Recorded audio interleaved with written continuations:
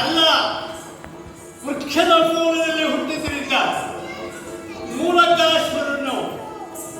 ಒಟ್ಟಿನಲ್ಲಿ ನನ್ನ ಹೆಸರು ಮೂಲಕಾಸುರ. ಕೇವಲ ಕರೆಯುವುದಕ್ಕೆ ಮಾತ್ರ. ಹೆಸರಿದ್ರೆ ಏನು ಪ್ರಯೋಜನ? ವ್ಯಕ್ತಿಯೊಬ್ಬ ಹೆಸರನ್ನ ಮಾಡಬೇಕು, ಅದಕ್ಕೆ ಘನತರವಾದ ಕಾರ್ಯವನ್ನು ಮಾಡಬೇಕು. ನಾನು ಮಾಡಿದ್ದೇನೆ, ಹೌದು.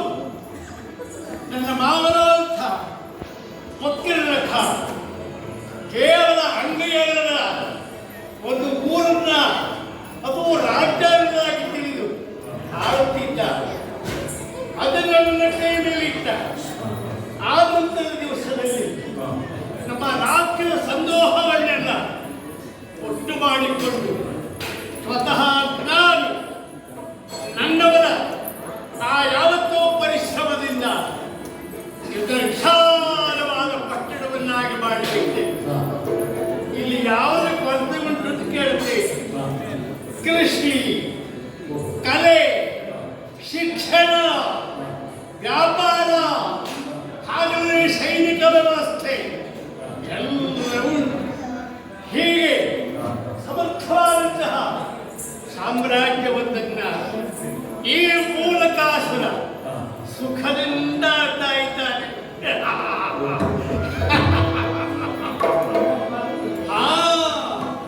ಕೌಟುಂಬಿಕವಾಗಿ ವಿಚಾರ ಮಾಡಿದರೆ ನನಗೆ ಹೆಂಡತಿ ಇದ್ದಾಳೆ.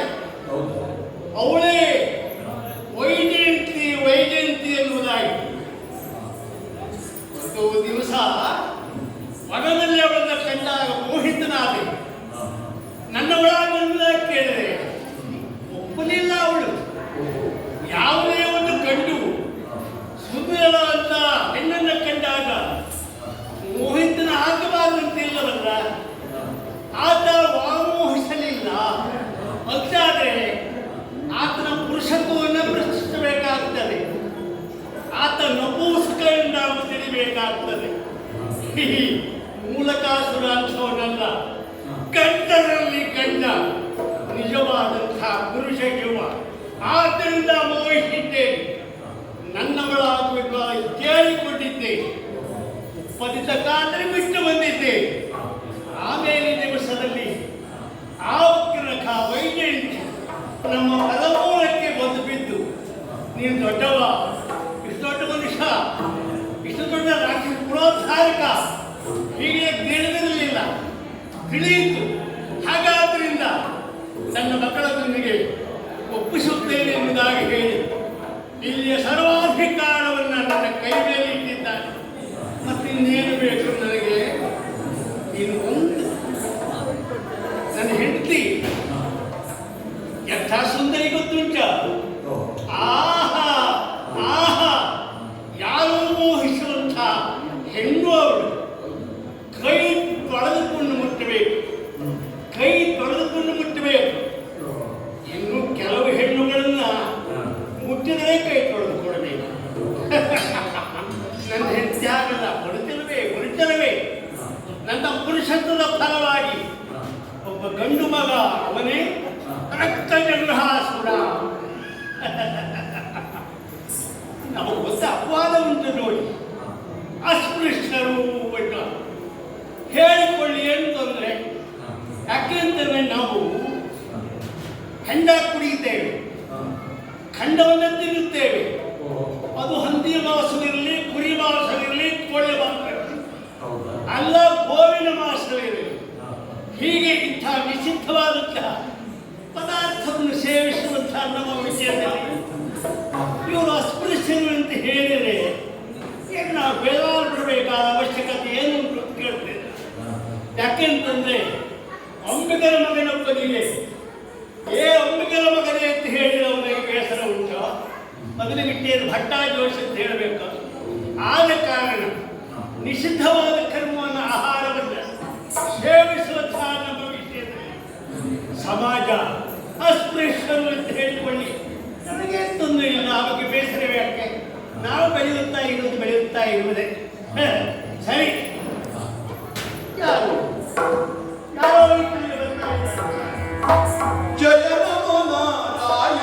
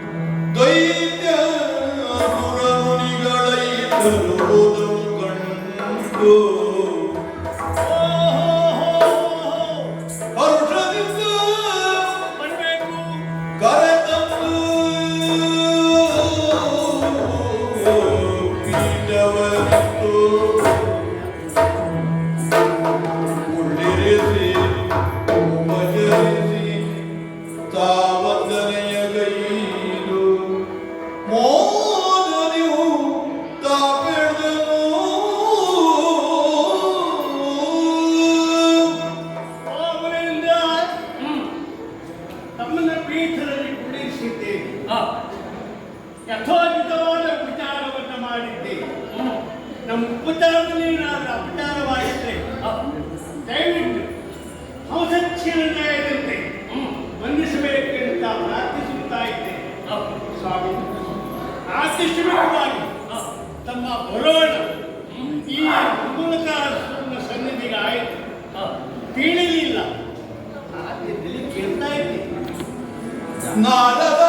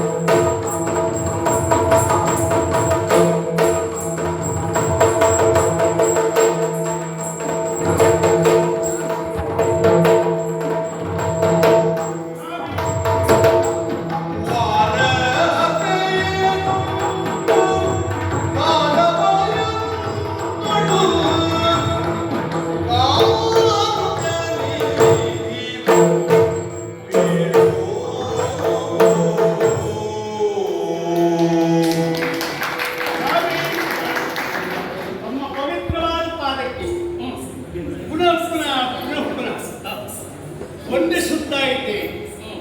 ತಮ್ಮ ಪದಮೂಲದಲ್ಲಿ ಒಂದು ಭಿನ್ನವನ್ನು ಮಾಡಿಕೊಳ್ಳಲಿಕ್ಕಿದ್ದೆ. ಏನು ಅಷ್ಟೇನೂ ಅಲ್ಲ, ತಾವು ನಿಂತಲ್ಲಿ ನಿಲ್ಲುವವರಲ್ಲ, ದೇಶ ದೇಶಾಂತರವನ್ನ ಸುತ್ತುತ್ತಾ ಇರುವವರು ತಾವು. ನಿಮಗೆ ಯಾವ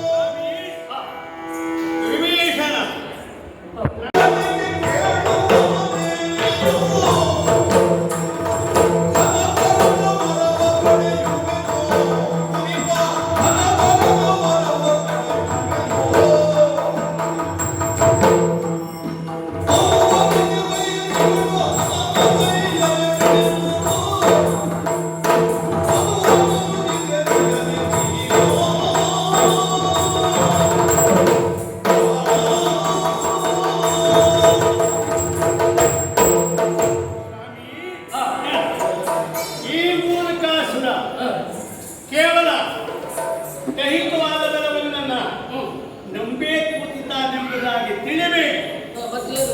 ಇವರಿಗೂ ದೈವದ ಕುರಿತಾದಂತಹ ನಂಬಿಕೆ ಉಂಟು. ಈ ಲೋಕದಲ್ಲಿ ದೈವ ಬಲಕ್ಕಿಂತ ಮಿಗಿಲಾದದ್ದು ಯಾವುದೂ ಇಲ್ಲ ಎನ್ನುವುದರ ಗೊತ್ತು.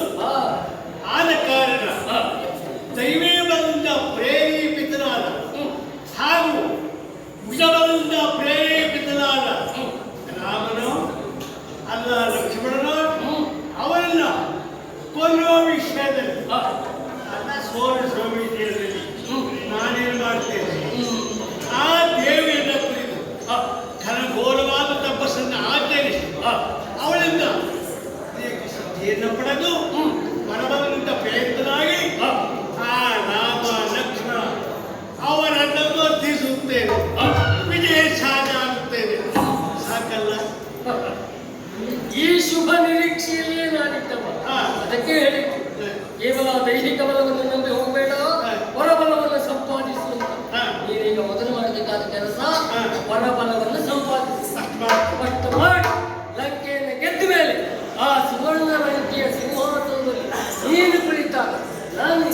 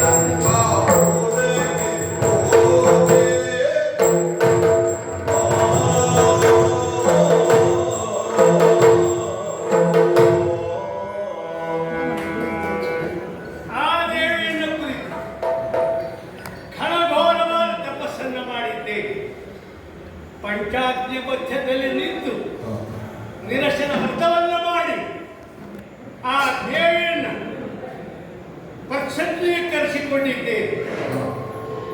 ನನ್ನ ಆ ತಪಸ್ಸಿಗೆ ಮೆಚ್ಚಿದಂತಹ ದೇವಿ ಪ್ರತ್ಯಕ್ಷಳಾಗಿ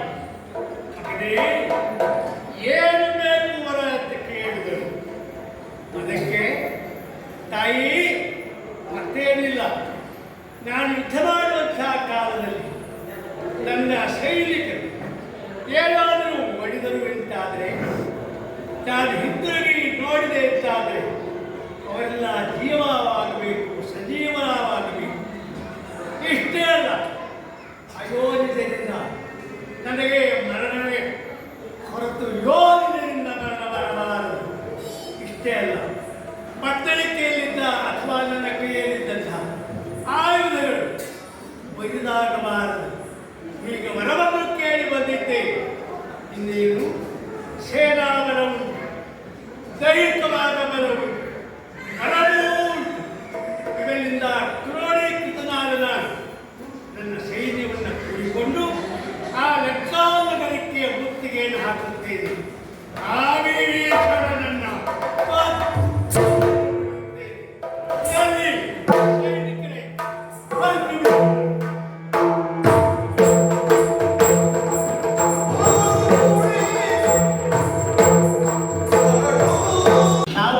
ಮಾಲಾರ್ಪಣೆಯನ್ನು ಮಾಡಿ. ಇದು ನಿಜಕ್ಕೂ ಒಂದು ಕಾಲದಲ್ಲಿ ಹನುಮಂತನಿಗೆ ಸೀತೆಯ ಮಾಲೆಯನ್ನು ಹಾಕಿ,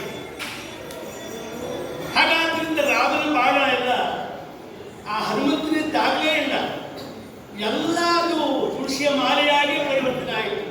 ಹಾಗೆ ಎಂದು ಕುಮಾರ ಭಟ್ರು ನಮಗೆ ಹಾಕಿದಂತಹ ಹಾರ ಇದು ನಮ್ಮ ಇಡೀ ಬದುಕಿನ ಉದ್ದಗಲಕ್ಕೆ ಸುಖ, ಶಾಂತಿ, ನೆಮ್ಮದಿ, ಆರೋಗ್ಯ, ಐಶ್ವರ್ಯ ಮತ್ತೆ ಮುಂದಿನ ದಿವಸದಲ್ಲಿ ಹೀಗೆ ಕೈಲಾಗಲಿಕ್ಕಿದ್ದರೂ ಪೂರ್ಣಿಮಾ ಈ ಹುಮ್ಮಸ್ಸು ನನಗೆ ಇರುವಂಥದ್ದು. ಆ ದೇವರು ಉತ್ತರಿಸಬೇಕಾಗಿ ಕೇಳ್ಕೊಳ್ತಾ ಇದ್ದೇನೆ. ನೀವು ಹೋಗಿ ಬಾ ಒಂದ್ಸಲ ತಟ್ರ ಇಲ್ಲೇ ಕುತ್ಕೊಂಡಿರುತ್ತೆ ಪಟಕ್ ಹೋಗಿ ಬಾ.